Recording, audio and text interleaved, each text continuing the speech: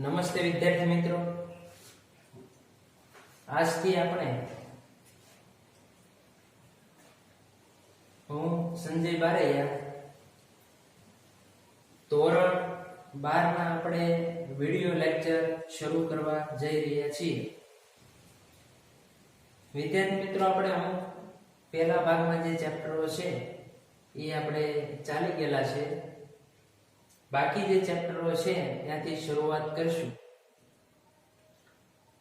વિદ્યાર્થી મિત્રો, આ વિડિયો લેક્ચરનું આયોજન એટલા માટે છે કે આ કોરોના વાયરસને ધ્યાનમાં લઈને વેકેશન મતલબ કે કેટલી રજાઓ હોય એ નક્કી નથી, એટલે આપણે શિક્ષણ કાર્ય અવિરતપણે સતત ચાલુ રહે એવા પ્રયત્નો શિક્ષકો દ્વારા થઈ રહ્યા છે।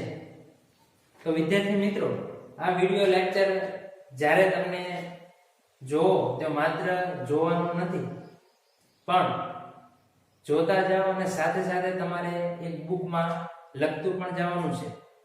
એટલે જ્યારે પણ તમારે રિવિઝન કરવું હોય તો રિવિઝન કરી શકો, જે પણ હોમવર્ક આવતું હોય એ હોમવર્ક પણ થઈ શકે। તો વિદ્યાર્થી મિત્રો, આપણે 5મું ચેપ્ટર છે સાતત્ય અને વિકલનીયતા। તો આ ચેપ્ટરમાં બે ભાગમાં આ ચેપ્ટર વહેંચાયેલું છે। પહેલો વિભાગ છે સાતત્ય અને બીજો વિભાગ છે વિકલન। વિદ્યાર્થી મિત્રો, બે વિભાગ છે સાતત્ય મતલબ જે અગાઉ તમે 11મા ધોરણમાં જે ચેપ્ટર ભણી ગયા લક્ષ્ય અને વિકલન, એનો જ આ ભાગ છે।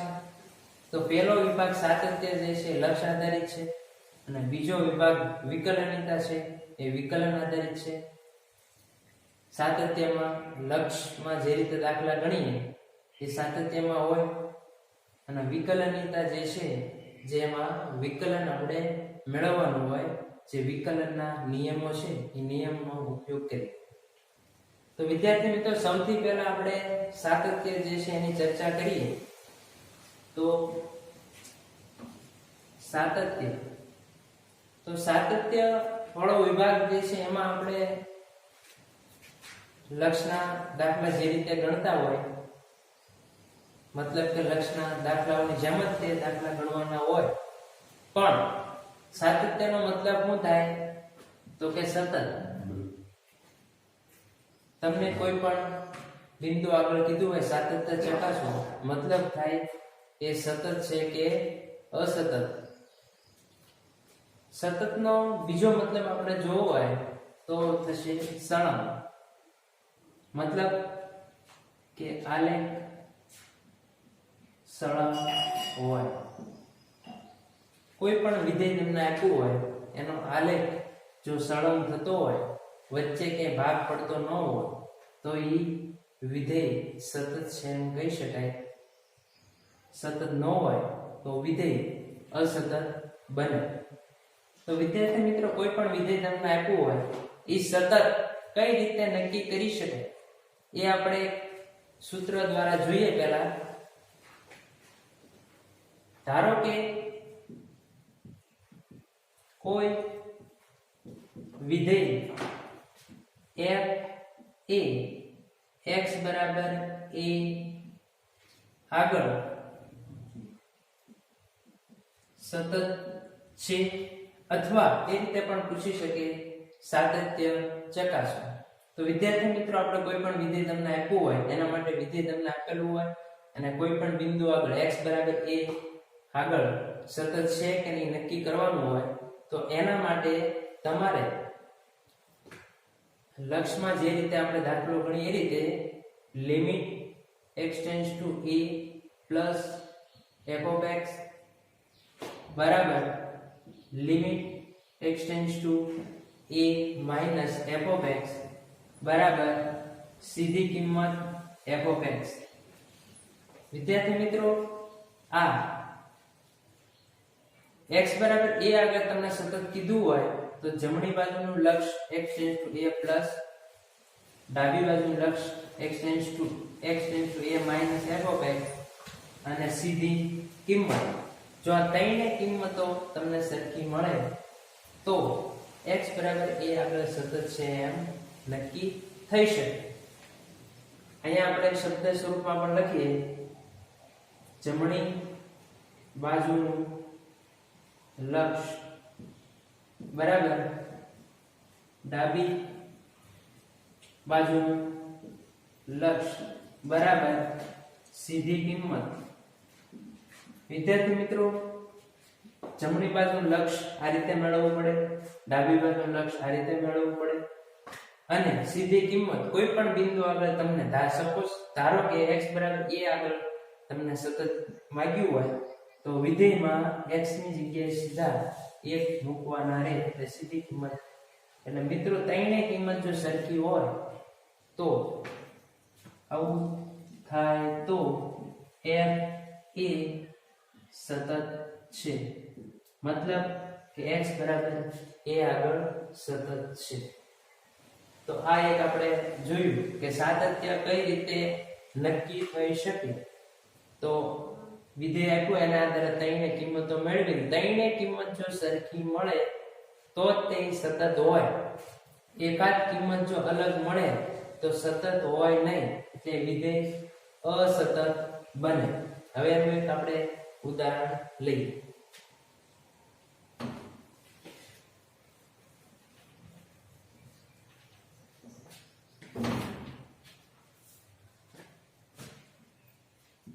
એક ઉદાહરણ છે કે વિધેયના ભાગ પાડેલા છે કે f(x) બરાબર 2x + 3 x ≤ 2, 2x - 3 x > 2, f એ x બરાબર 2 આગળ સાતત્ય ચરશું અથવા ચકાસો. x બરાબર 2 આગળ સાતત્ય ચકાસો. વિદ્યાર્થી મિત્રો, આમાં જે વિધેય તમને આપ્યું છે એ સતત અસતત નક્કી કરવાનું છે. વિધેયમાં તમને કદાચ x બરાબર 2 આગળ સાતત્ય તમને ન કીધું હોય છતાં પણ વિધેયનો જે ભાગ પાડેલો છે એને આધારે તમને ખબર પડી જાય કે કયા બિંદુ આગળ સાતત્ય ચકાસવાનું છે. જે અહીંયા વિધેયનો ભાગ પાડ્યો છે 2 આગળ, પહેલું વિધેય 2x + 3 ક્યારે વાપરવાનું? તો કે x ≤ 2 હોય, x નું મૂલ્ય 2 અને 2 કરતા ઓછું હોય. 2x - 3 વિધેય ક્યારે વાપરવાનું? તો x > 2, x નું મૂલ્ય 2 કરતા વધુ હોય. વિદ્યાર્થી મિત્રો, હવે આપણે જે હમણાં ચર્ચા કરી કે સાતત્ય કઈ રીતે નક્કી કરી શકાય, આ દાખલામાં 2 આગળ તમારે સાતત્ય નક્કી કરવાનું છે. તો સૌથી પહેલા અહીં વિધેય f એ x બરાબર 2 આગળ સાતત્ય નક્કી કરવા માટે લિમિટ x → 2 પ્લસ f(x) બરાબર લિમિટ x → 2 માઈનસ f(x) બરાબર f(2) થવા જોઈએ. આ રીતે શરૂઆત કરવી પડે કે વિધેય f એ x બરાબર 2 આગળ સતત નક્કી કરવા માટે લિમિટ x → 2 પ્લસ f(x) બરાબર લિમિટ x → 2 માઈનસ f(x) બરાબર f(2) થવા જોઈએ. હવે જમણી બાજુનું લક્ષ્ય આપણે મેળવીએ લિમિટ x → 2 પ્લસ f(x) તો લિમિટ x → 2 પ્લસ. હવે 2 પ્લસ માટે વિદ્યાર્થી મિત્રો 2 પ્લસ નો મતલબ તો કે ત્યાં આપણે 2 કરતા વધુ કિંમત એટલે 3 4 5 એવી કોઈ કિંમત મૂકવાની નથી. 2 પ્લસ મતલબ સૌથી 2 ની નજીકની કિંમત સંખ્યા રેખા ઉપર જમણી બાજુ સૌથી નજીકની કિંમત. પણ વિધેયમાં આપણે લક્ષનું મૂલ્ય મેળવીએ ત્યારે કિંમત x બરાબર 2 મૂકવાના છે. તો હવે આપણે 2 પ્લસ માટે વિધેય કેવું વાપરીશું? તો કે x નું મૂલ્ય 2 કરતા વધુ, એના માટે વિધેય આવશે 2x - 3. હવે આપણે લક્ષમાં કિંમતો અલગ અલગ કઈ રીતે મેળવી શકાય એ આપણે નિયમો તમને ખ્યાલ છે. લક્ષમાં મૂલ્ય મેળવવું હોય તો માત્ર અંશમાં વિધેય છે એટલે x બરાબર 2 x ની જગ્યાએ સીધા મૂકી શકાય એટલે 2 x બરાબર 2 અહીંયા મૂકવાના એટલે 2 બાકી જશે એમના 2 ગુણ્યા 2 એટલે 4 4 - 3 એટલે આવશે 1. તો જમણી બાજુનું લક્ષ મળ્યું 1. હવે ડાબી બાજુનું લક્ષ મેળવીએ x tends to 2 - f of x limit x tends to 2 ડાબી બાજુનું લક્ષ માટે વિધેય વાપરશું. જો આ વિધેય 2 માટે છે x લેસ ધેન 2 અને x બરાબર 2 બંને માટે 2x + 3 વિધેય વાપરી શકાય. તો લિમિટ x ટેન્ડ્સ ટુ 2 માટે આ વિધેય વપરાશે 2x + 3. તમારે x ની જગ્યાએ 2 મૂકવાના છે એટલે 2 * 2 + 3 2 ગુણ્યા 2 એટલે 4 + 3 બરાબર 7. વિદ્યાર્થી મિત્રો જમણી બાજુનું લક્ષ ડાબી બાજુનું લક્ષ મેળવ્યું. હવે આપણે સીધી કિંમત પણ મેળવીએ x બરાબર 2 આગળ સીધી કિંમત. તો કે એના માટે આ જ વિધેય વાપરવાનું છે. તો કે f of 2 2 * 2 + 3 બરાબર 7. વિદ્યાર્થી મિત્રો આમાં તમે જો જમણી બાજુનું લક્ષ તમને 1 મળ્યું, ડાબી બાજુનું લક્ષ તમને મળ્યું 7 મળ્યું અને સીધી કિંમત મળી 7. જો ત્રણેય કિંમત જો સમાન હોય તો x બરાબર 2 આગળ વિધેય સતત બને, નહીતર અસતત બને. તો આ રીતે લખી શકાય વિદ્યાર્થી મિત્રો કે limit x tends to 2 + f of x not equal limit x tends to 2 - f of x. માટે વિધેય f x બરાબર 2 આગળ x બરાબર 2 આગળ સતત નથી, મતલબ અસતત છે. અઘરું આવે.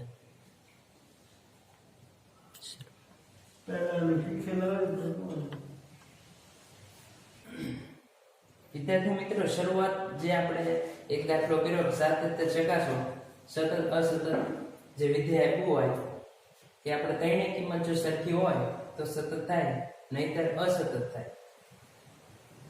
હવે આપણે જોઈએ આગળનો દાખલો કઈ રીતનો હોય.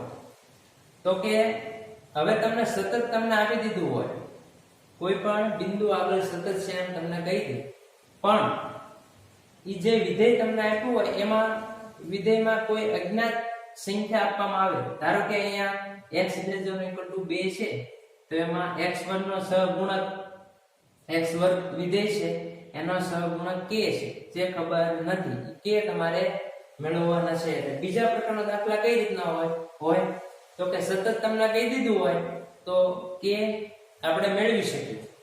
તો વિદ્યાર્થી મિત્રો અહીંયા x બરાબર 2 આગળ સતત છે એમ તમને કીધું છે. તો તમને ખબર છે સતત હોય તો જમણી બાજુનું લક્ષ ડાબી બાજુનું લક્ષ અને સીધી કિંમત જે છે ઈ ત્રણેય કિંમત સરખી હોય. કે ત્રણેય કિંમત સરખી હોય તો કોઈ પણ બે કિંમત તમે સરખાવી શકો. અને સરખાવવામાં એ પણ ખાસ બાબત ધ્યાનમાં રાખવાની કે એક k વાળું પદ આવે અને બીજું એક કિંમત આવે તો આપણે k ની કિંમત મેળવી શકીએ.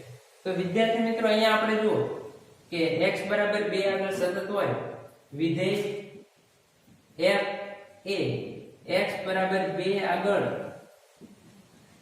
સતત હોવાથી આપણને ખબર છે કે જમણી બાજુનું લક્ષ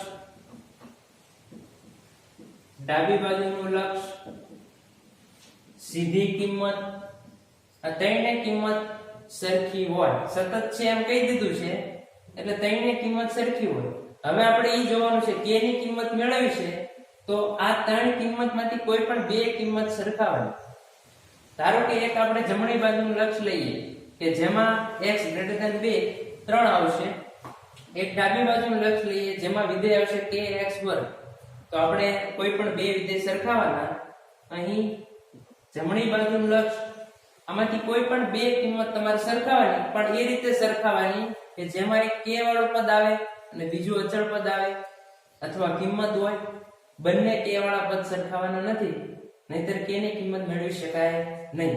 એટલે આપણે જોઈએ limit x → 2 + f of x જમણી બાજુનું લક્ષ બરાબર ડાબી બાજુનું લક્ષ એ ડાબી બાજુનું લક્ષની જગ્યાએ તમારે સીધી કિંમત સરખાવી તો પણ સરખાવી શકો. હવે આપણે જોઈએ કે જમણી બાજુનું લક્ષ જે છે 2 લિમિટ x → 2 2 માટે વિધેય વપરાશે 3 એટલે અહીંયા આવશે 3 અને ડાબી બાજુ ના લક્ષ માટે વિધેય આવશે x ≤ 2 એટલે આ વિધેય આવશે kx2 વિદ્યાર્થી મિત્રો એક ખાસ બાબત ધ્યાનમાં રાખો કે લક્ષમાં ત્યારે જ લક્ષની નિશાની દૂર થાય જ્યારે તમે કિંમત મૂકો. પછી કિંમત ન મૂકો ત્યાં સુધી લિમિટ જે છે એ તમારે જાળવી રાખવી પડે. હવે ડાબી બાજુ 3 છે તો એમાં કોઈ x વાળું પદ નથી એટલે એની કિંમત 3 જ થશે અને જમણી બાજુનું પદ જે છે એમાં x વાળું પદ છે તો x બરાબર 2 મૂકી શકાય. તો k એમ નામ રહે અચળ પદ, x ની જગ્યાએ 2 મૂકો એટલે 2 નો વર્ગ થશે 4 એટલે 3 બરાબર 4k. તો આને આધારે તમને k મળે 3/4 4 છેદમાં છે એટલે k નું મૂલ્ય આવશે 3/4. તો વિદ્યાર્થી મિત્રો બીજા પ્રકારનો દાખલો છે એ સતત તમને કહી દીધું હોય તો કોઈ પણ બે કિંમત તમે સરખાવીને k નું મૂલ્ય મેળવી શકો. પ્રથમ પોઈન્ટ સતત કઈ રીતે નક્કી કરી શકાય, બીજો પોઈન્ટ સતત તમને આપ્યો હોય તો k નું મૂલ્ય કઈ રીતે મેળવી શકાય. અને એ પણ બાબત ધ્યાનમાં રાખવાની કે k મેળવવાનો જે દાખલો છે એ ખાસ પૂછવાની શક્યતા વધુ રહે, ઉપરાંત MCQ સ્વરૂપમાં પણ અગ્રતા વધુ રહે.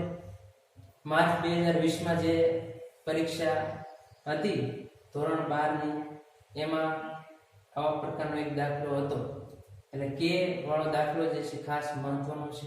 મહત્વના બધા છે તે છતાં પણ આ વધુ મહત્વનો છે. સ્ટોપ કરી વિદ્યાર્થી મિત્રો એના પછી જોઈએ કે પહેલો પોઈન્ટ છે સતત કઈ રીતે નક્કી થાય, બીજો સતત હોય તો k નું મૂલ્ય કઈ રીતે મેળવી શકાય, ત્રીજો પોઈન્ટ છે તો કે ત્રિકોણમિતિ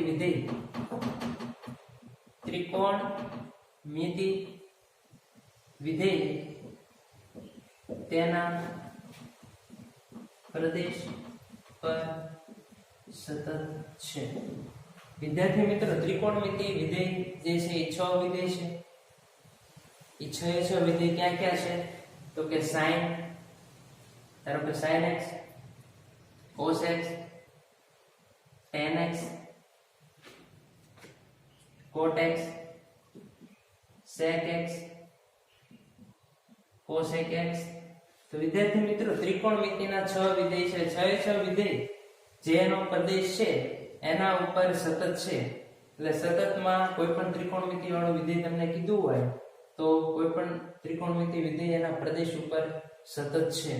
તો એના માટે વિદ્યાર્થી મિત્રો તમને sin x વિધેય છે તો x જે છે એનો પ્રદેશ છે તો sin વિધેય છે તો એ x ની જગ્યાએ કયા કયા ખૂણા મૂકી શકાય એ એનો પ્રદેશ આવશે.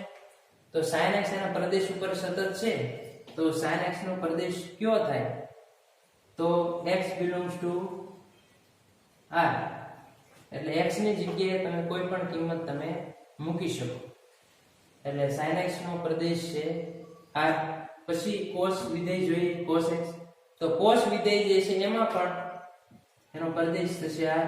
sin અને cos બંનેમાં એનો પ્રદેશ R છે. પછીનો વિધેય જોઈએ tan x વિધેય તો tan x વિધેય જે છે વિદ્યાર્થી મિત્રો એમાં tan માં ખાસ તમારે ધ્યાન રાખવું પડે. tan ને sin cos સ્વરૂપમાં ફેરવો તો tan જે છે એ sin x ના છેદમાં cos, sin x ના છેદમાં cos x. તો અહીંયા પ્રદેશ x છે તો ઉપરની જેમ જ તે r લઈ શકાય નહીં કારણ કે છેદમાં cos હોય.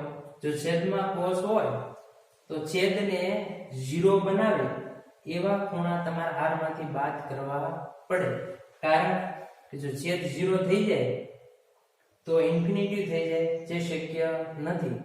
એટલે tan નો પ્રદેશ તમારે લેવો હોય તો છેદમાં cos હોય તો છેદને 0 બનાવે એવા ખૂણા તમારે બાદ કરવા પડે. તો તમને ખબર છે વિદ્યાર્થી મિત્રો cos x છે તો x ની જગ્યાએ ક્યાં ક્યાં ખૂણા હોય તો છેદ 0 થાય તો એક π/2 આવે, 90 નો ખૂણો આવે, પછી 3π/2 આવે, 270 નો ખૂણો આવે. એટલે છેદમાં π/2 વાળા તમામ ખૂણા જે છે એ તમારે બાદ કરી નાખવા પડે, કારણ કે એ તમામ ખૂણા આગળ છેદ શૂન્ય બને. એટલે વિદ્યાર્થી મિત્રો આપણે એનો પ્રદેશ થશે x belongs to સંપૂર્ણ r નહીં લઈએ, છેદમાં જે 0 બનાવે એવા ખૂણાઓ બાદ કરવા પડશે. એવા ખૂણાઓ આવશે 2n + 1 π/2, 2n + 1 π/2. n નું મૂલ્ય આવશે n belongs to z. વિદ્યાર્થી મિત્રો n belongs to z 0 લ્યો તો π/2 આવે, n બરાબર 1 લ્યો 1 એટલે 3π/2 આવશે. તો π/2 વાળા તમામ ખૂણા એમાં બાદ થઈ જાય. tan પછી જોઈએ આપણે cot x. તો વિદ્યાર્થી મિત્રો cot x વિધેય જે છે તો cot જે છે એને cos x ના છેદમાં sin x થાય. તો છેદમાં sin વિધેય હોય તો x ની જગ્યાએ મતલબ કે છેદ 0 થતા હોય એવા ખૂણા તમારે બાદ કરી નાખવા પડે. તો છેદમાં વિધેય sin x છે તો x ની જગ્યાએ કયા કયા ખૂણા હોય તો sin નું મૂલ્ય 0 આવે, તો એવો ખૂણો આવે 0 આવે, sin 0 એટલે 0 થાય. પછી π લઈ શકાય, sin π એટલે પણ 0 થાય, sin 2π પણ લઈ શકાય. એટલે તમામ π વાળા ખૂણા જે છે એ r માંથી તમારે બાદ કરવા પડે, કારણ કે ત્યાં એ ખૂણા આગળ છેદ શૂન્ય થઈ જાય. મતલબ કે cot x વિધેય ઇન્ફિનિટિવ બની જાય, જે શક્ય નથી. એટલે x belongs to r માંથી છેદને શૂન્ય બનાવે એવા ખૂણા તમારે બાદ કરવા પડે. એવા ખૂણા આવશે n π, n belongs to z. વિદ્યાર્થી મિત્રો એના પછી જોઈએ sec વિધેય. તો sec વિધેય છે તો ઈ પણ એના પ્રદેશ ઉપર સતત છે. તો કઈ રીતે? છેદમાં cos આવે, sec જે છે એને cos માં ફેરવો તો sec x બરાબર 1/cos x. તો ઉપર જે રીતે આપણે tan માં ચર્ચા કરી cos તો tan માં જે ખૂણા બાદ કર્યા એ જ ખૂણા sec માં ખૂણા બાદ કરવા પડશે. એટલે x belongs to r - 2n + 1. tan માં જે પ્રદેશ છે એ જ પ્રદેશ અહીંયા આવશે, r - 2n + 1 π/2. n belongs to z. એના પછી જોઈએ cosec. તો cosec જે છે એમાં છેદમાં sin આવશે. cosec એટલે 1/sin. તો છેદમાં sin છે, sin ને 0 બનાવે એવા ખૂણા બાદ કરવા પડે. ઈ કોટમાં જે પ્રદેશ જે છે એની જેમ જ તે આપણે એ ખૂણા બાદ કરીશું. એટલે x belongs to r - n π, n belongs to z.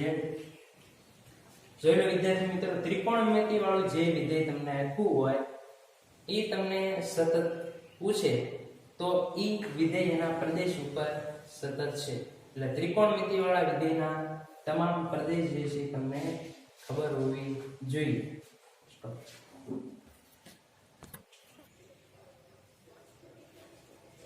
વિદ્યાર્થી મિત્રો આપણે ત્રિકોણમિતિ વિધેય એના પ્રદેશ ઉપર સતત છે. એટલે ત્રિકોણમિતિ વાળું વિધેય હોય તો એ સતત કઈ રીતે નક્કી કરી શકાય, બરાબર, એ પણ આપણે જોયું. છતાં પણ એનું તમારું ઉદાહરણ એક જોવું હોય તો ધારો કે f(x) બરાબર sin x, એ x બરાબર c આગળ સાતત્ય ચકાસો. તો અહીંયા વિદ્યાર્થી મિત્રો છે sin x, કોઈ પણ c બિંદુ હોય ને સાતત્ય તમારે ચકાસવું હોય તો આરામથી તમે સાતત્ય નક્કી કરી શકો. તો લિમિટ x ટેન્ડ્સ ટુ, જ્યારે પણ તમને વિધેયના ભાગ ન પાડ્યા હોય ત્યારે પ્લસ જમણી બાજુનું લક્ષ અને ડાબી બાજુનું લક્ષ બંને સરખા જ થાય. એટલે limit x tends to c plus f(x), limit x tends to c plus અહીંયા આવશે વિધેય sin x, c પ્લસ છે એટલે x ની જગ્યાએ c મૂકવાના છે એટલે sin c. એ જ રીતે ડાબી બાજુ લક્ષમાં પણ એ રીતે લખી શકાય sin c. અને સીધી કિંમતની વાત કરીએ તો એમાં પણ sin c થશે. તો વિદ્યાર્થી મિત્રો sin x વિધેય સતત છે એના પ્રદેશ ઉપર. તો આપણે જમણી બાજુનું લક્ષ ડાબી બાજુનું લક્ષ ને સીધી કિંમત ત્રણેય સરખી મળે છે તો ત્રિકોણમિતિ વાળું વિધેય છે sin x એ સતત બને.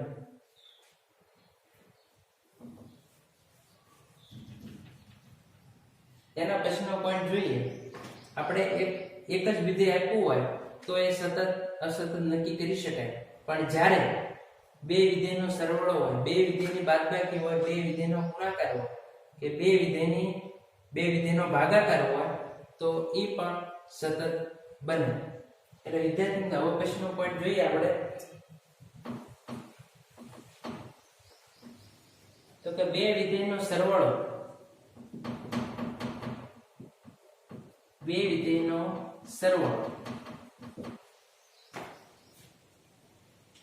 વિધેયનો સરવાળો કઈ રીતે લઈ શકાય તો કે f of x g of x. તો બે વિધેયનો સરવાળો જે છે ઈ સતત હોય. એનું ઉદાહરણ આપણે જોવું હોય, દાખલા તરીકે sin x cos x નું સાતત્ય ચકાસો. જો બે વિધેયનો સરવાળો હોય તો એ સતત અસતત કઈ રીતે નક્કી કરી શકાય? તો બે વિધેયનો સરવાળો સતત બને કઈ રીતે?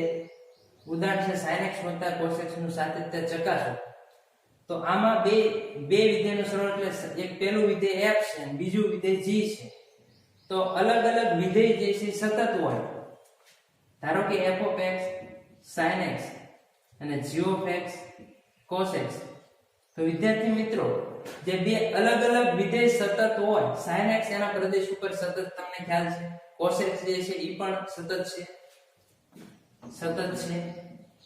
અને cos x વિધેય પણ સતત છે. એટલે બે વિધેયનો સરવાળો સતત કઈ રીતે બને? એનો મતલબ શું થાય? તો કે એક sin x વિધેય હોય ઈ અલગથી સતત હોય, cos x વિધેય જે છે ઈ પણ સતત હોય. બે વિધેયો જો સતત હોય તો એનો સરવાળો પણ સતત બને. એટલે f of x g of x એ સતત હોય. સમજવા માટે આપણે એક ઉદાહરણ લીધું છે, બરાબર? બે વિધેયનો સરવાળો મતલબ sin x cos x એ સતત કઈ રીતે હોય? તો કે બે અલગ અલગ વિધેય જે છે સતત હોય એટલે એનો સરવાળો સતત બને. તેવી જ રીતે બે વિધેયની બાદબાકી f of x g of x, બે વિધેયનો ગુણાકાર f of x g of x, આ બંને વિધેયો સતત છે. એના પ્રદેશ ઉપર આ પણ સતત છે ગુણાકાર. તો વિદ્યાર્થી મિત્રો બાદબાકીમાં પણ આ જ રીતે બાદબાકી હોય, બે અલગ અલગ સતત હોય તો બાદબાકી જે છે એ પણ સતત બને. બે વિધેયો અલગ અલગ સતત હોય તો ગુણાકાર જે છે એ પણ સતત બને. પણ હવે જોઈએ ભાગાકાર f of x g of x. તો વિદ્યાર્થી મિત્રો f of x g of x, તો f of x પણ સતત હોય, g of x પણ સતત હોય, પણ અંશ અને છેદ સ્વરૂપમાં વિધેય છે એટલે તમને ખાસ એક વસ્તુ ખબર હોવી જોઈએ કે છેદવાળું વિધેય ક્યારે શૂન્ય ન હોય. g of x not equal to 0. આ જ્યારે પણ સમય વિધેય હોય, મતલબ કે અંશ અને છેદમાં વિધેય હોય, ત્યારે છેદવાળું વિધેય ક્યારે શૂન્ય ન હોવું જોઈએ. એટલે f of x g of x એ સતત બને. બે અલગ અલગ સતત હોય તો બે વિધેયનો ભાગાકાર અથવા સમય વિધેય પણ સતત બને. એક આપણે ઉપરનું ઉદાહરણ જોયું છે, એના આધારે તમામ ઉદાહરણ જે છે એ જોઈ શકાય.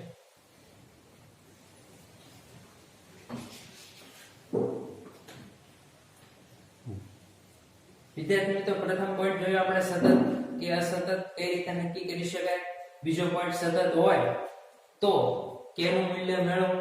ત્રીજો પોઈન્ટ જોયો ત્રિકોણમિતિ વિધેયો જે છે એના પ્રદેશ ઉપર સતત હોય. પછીનો પોઈન્ટ જોયો કે બે વિધેયનો સરવાળો બાદબાકી ગુણાકાર ભાગાકાર ઈ પણ સતત હોય, એના માટે બંને અલગ અલગ વિધેયો પણ સતત હોવા જોઈએ. પછીનો પોઈન્ટ સતત અસતતમાં જોઈએ કે સંયોજિત વિધેય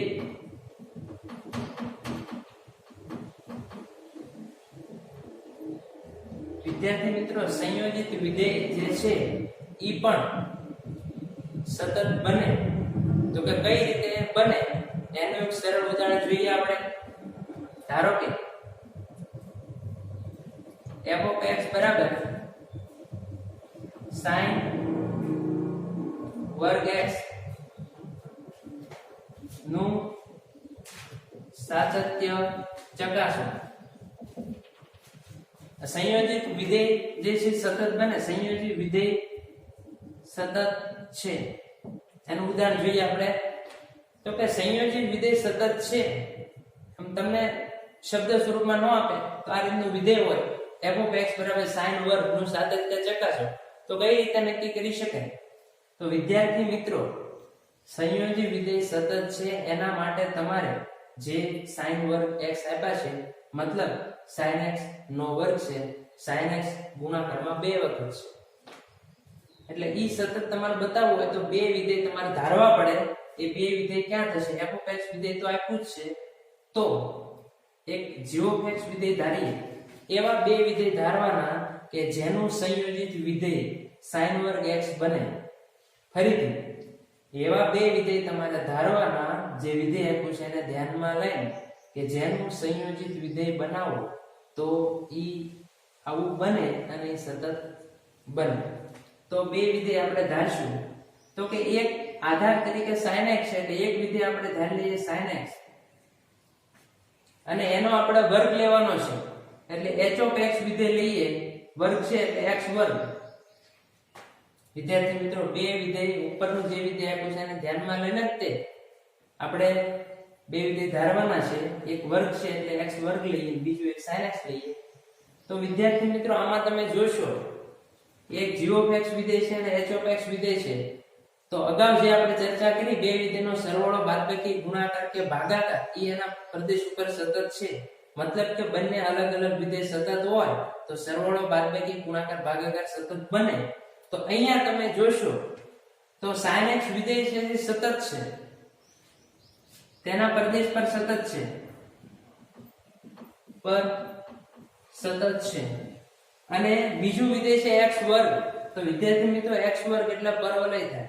અહીંયા h of x એટલે y બરાબર x વર્ગ. પરવલય છે, પરવલય ઉપરની તરફ આવશે, ઉપરની તરફ જે સળંગ હોય એટલે આ પણ સતત છે, સતત છે. એટલે બે અલગ અલગ વિધેય સતત છે કે એનું જે સંયોજિત વિધેય બને એ પણ સતત બને. એટલે હવે સંયોજિત વિધેય કઈ રીતે લખવાનું? તો કે આપણે વિદ્યાર્થી મિત્રો g વિધેયને h વિધેયમાં મૂકશું તો sin વર્ગ તમને મળવા જોઈએ. એ તમારે જોઈ લેવાનું. બે વિધેય તમે ધાર્યા છે તો q વિધેય ક્યાં વિધેયમાં મૂકશું x ની જગ્યાએ, તો એ sin વર્ગ તમને મળી જાય. તો આપણે g વિધેયને h વિધેયમાં મૂકવાના છે, એટલે g અંદર રાખી h બહાર રાખી તો h g. વિદ્યાર્થી મિત્રો, જો આ રીતનું વિધેય તમે બનાવો h o g, આ સંયોજિત વિધેય છે, મતલબ કે h of g of x ને h વિધેયમાં મૂકવાના છે, એટલે g અંદર રહેશે, h બહાર રહેશે. g અંદરનું વિધેય, h બહારનું વિધેય, એને આપણે અલગ પાડવા હોય તો h o છે એનો કૌંસ અને અંદરનું g of x એટલે h.